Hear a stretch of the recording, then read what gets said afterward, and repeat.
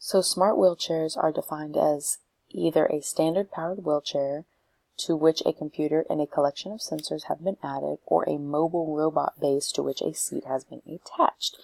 So this is for users who have low vision or severely restricted visual field, motor impairments such as excessive tone or tremor, or cognitive impairments that limit the ability to navigate a wheelchair safely. So they have two functions: collision avoidance and navigation either along a path or obstacle.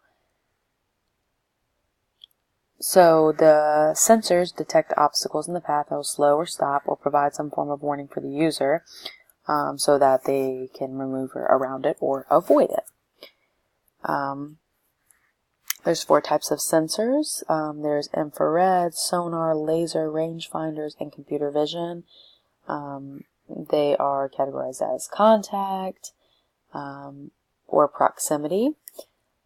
So the wheelchair standards, which is on the right of the slide, the International Standards Organization, ISO, and the American National Standards Institute, ANSI, and RESNA have published standards for manual powered wheelchairs, seating systems, and wheelchair use during transportation.